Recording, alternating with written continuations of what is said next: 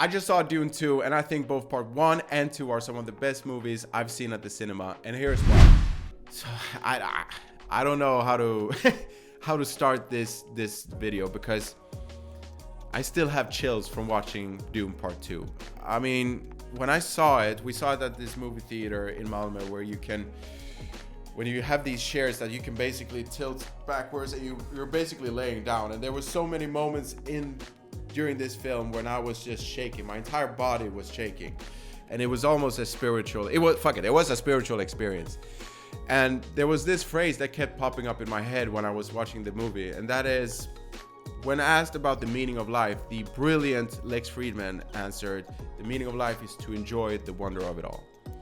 And I think why that phrase kept popping up in my head is because that's exactly how I feel when I watch a 10 out of 10 movie. For me, there is no medium like film, because it can really transport you into a different reality. And I know that all good art can do that, but for me, there's nothing that makes me feel more. And I can't help but think that stories, they play such a central and profound role in the human experience. You know, they help us in terms of our understanding of the world and our place in it, but really good art challenges that understanding as well. And one of the most timeless narrative story structure is the hero's journey. So what is the hero's journey? It often brings up themes like courage, honor, love, loss, pain.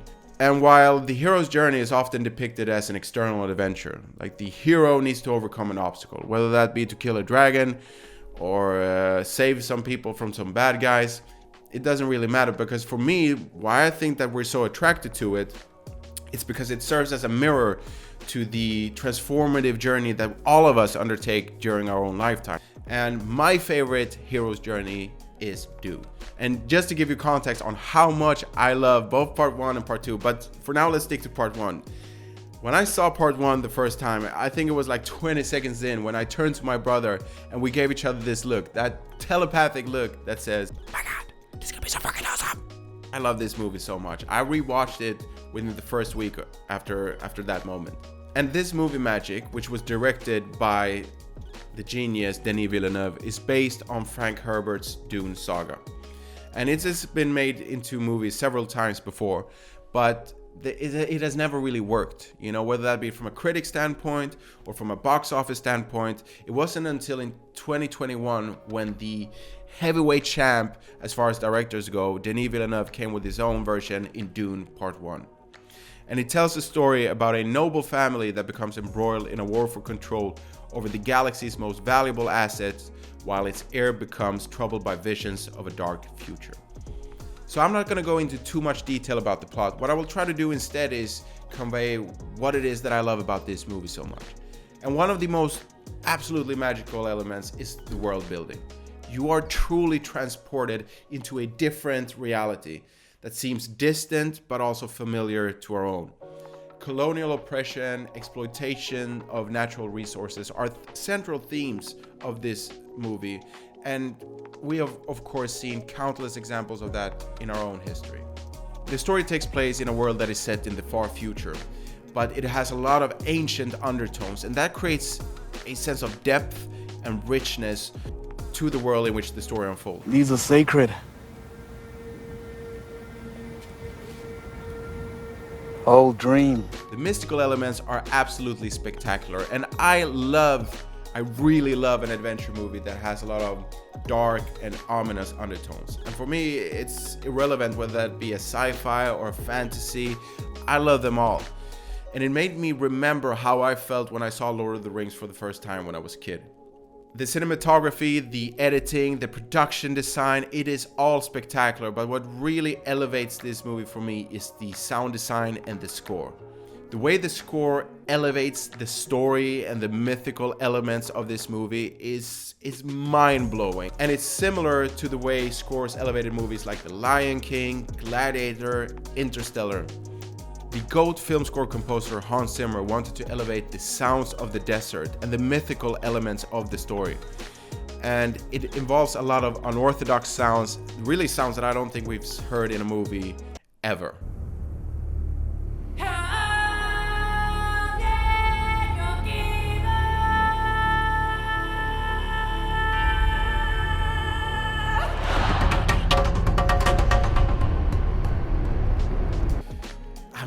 it is brilliant. And now you can stream both Dune Part 1 and Part 2 on HBO, or Max, or HBO.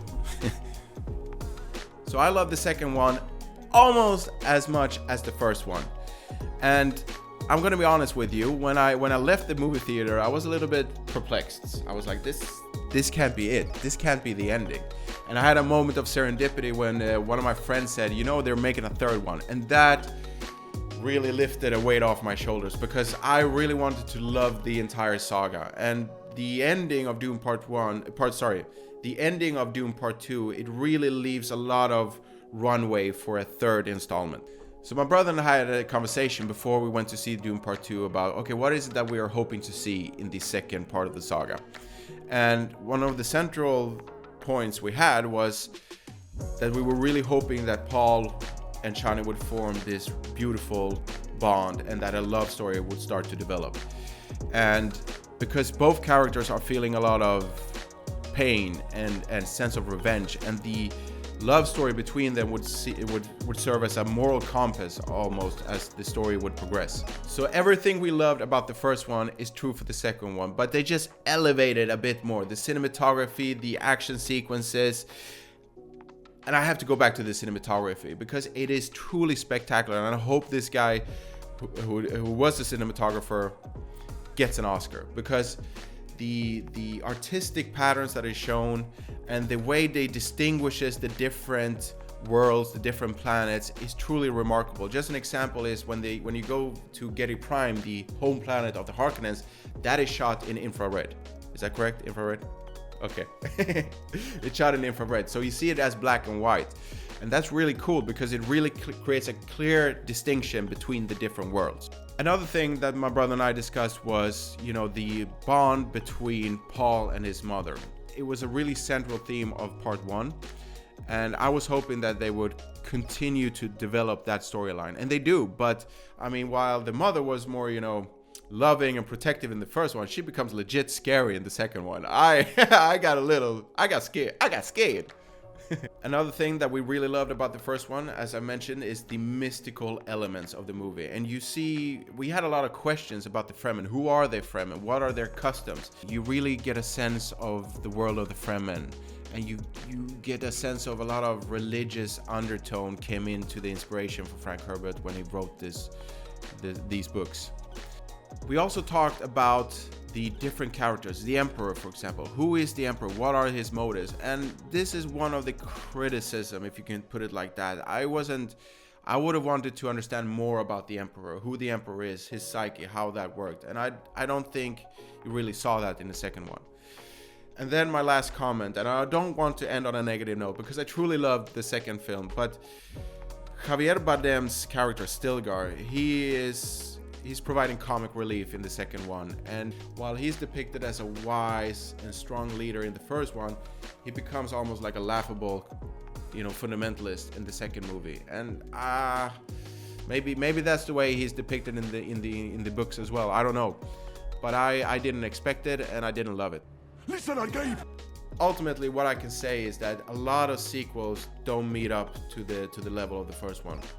This is a saga, it's different, I understand that, but Dune Part 2 is fucking amazing in its own right, and I can really recommend seeing both Dune Part 1, Part 2, and I cannot wait for the third one. Anyways, that's it for me. I would love to know what you think. If you like this video, please like, subscribe, share it, whatever calls you. I appreciate you. Thank you for watching. See you in the next one. Peace.